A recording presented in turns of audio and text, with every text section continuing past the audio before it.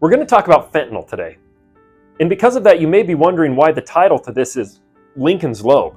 Well, we're not talking about the actual size of Abraham Lincoln's earlobes.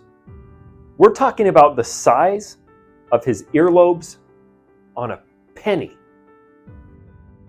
That's how much fentanyl it takes to kill someone. I'm talking about ingesting the amount of fentanyl that you could pick up on the very top part of a pencil. That much fentanyl can prove to be absolutely lethal.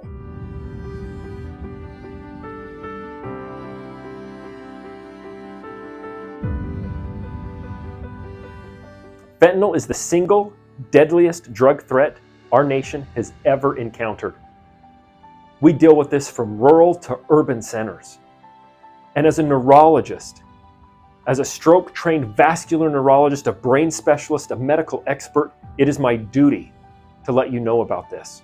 In fact, in the last 12 months, over 110,000 overdose deaths have occurred in the United States, with almost 70% of them being directly related to fentanyl. And let me tell you one of the reasons why this is so dangerous. I want you to remember the number 4. And that's because it only takes 4 minutes for someone to ingest fentanyl and for them to begin experiencing complete respiratory failure, the inability to breathe. And within that 4 minutes, the person who has ingested the fentanyl doesn't even know that they're going to be having a hard time breathing. That's because the fentanyl affects the medulla, the part of the brain in the brainstem that controls your respirations before your prefrontal and your frontal cortex even recognizes that you're having a problem breathing. So let's talk a little bit more about fentanyl and why it's so dangerous. Fentanyl is 100 times more potent than morphine. It's 50 times or 50% more potent than heroin. Now, fentanyl's been around for a long time. It was synthetically created in the 1960s. It was FDA approved in 1968 for us to use as physicians and neurologists in medical controlled settings. I mean, picture it. A patient comes into the hospital with a brain tumor. We need to undergo brain surgery to remove that tumor. The amount of pain this individual is going to be experiencing, we want to relieve it. Fentanyl is a great medication for that. In fact, fentanyl is also, like we just talked about, a sedative. It also makes it so that it decreases your cognitive drive. It makes it so that you're not aware. It can put people into a coma, not just from their inability to breathe, but by slowing down the neurons in the brain. And fentanyl doesn't affect the kidneys. So somebody who comes in that has renal problems or kidney problems, this drug, this medication, is a perfect medication for us to use to help sedate them and to help treat their pain. It's perfect for somebody that needs to be put into a medically induced coma and used in conjunctions with other medications that we use.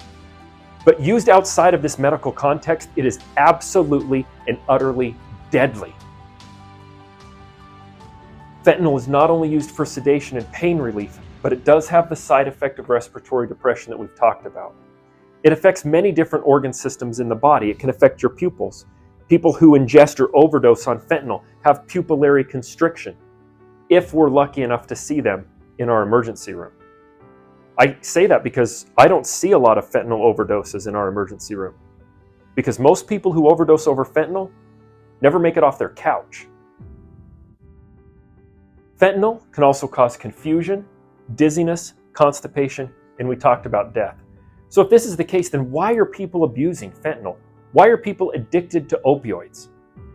Well, opioids function as a major pain blocking center in the brain. You have specific neurons called opioid receptors in the brain, and when those receptors are stimulated, or when they're bound with a chemical or a product, it decreases the perceived sensation of pain. And that's why we use these medications to treat pain, but it's also why they become addictive. There's several specific parts of the brain that are affected by fentanyl. Let's talk about them briefly. The first one is your prefrontal cortex. The prefrontal cortex is the portion of your brain that helps you with conscious decision making. Fentanyl and opioid medications decrease your ability to make conscious, alert decisions. It kind of separates you from reality. It pulls you away from the stress of your life and your environment. That's one of the draws that people have to these drugs of addiction. It can separate them from the reality or the hardships in their life, provides them with an escape. That's no reason to use it in this way. The midbrain, or the amygdala, this is the portion of your brain that is involved with your emotions and your motivation. You see, fentanyl and opioids, they do also stimulate your dopamine and your reward system. So at the same time, in very low doses that an individual may feel like they're being taken away from their environment, they also can feel a reward for that behavior. That is what makes these so highly addictive. And remember, within 4 minutes of ingesting fentanyl, it can drop your respiratory drive all the way down to death before you even start to have any of this effect in your brain. One of the things we do see as neurologists quite frequently in people that have fentanyl overdoses is a problem in their cerebellum. Your cerebellum is in the back part of your brain, the back portion of your skull, and your cerebellum helps you make complex coordinated muscle movements, coordination, for you to be able to reach down, grab your pants, put your feet in them, and pull them up. A complex coordinated muscle movement. Fentanyl destroys the cerebellum. It makes people become off balance. And we see swelling of the brain. And you don't have room in a fixed box called your skull for your brain to swell at all.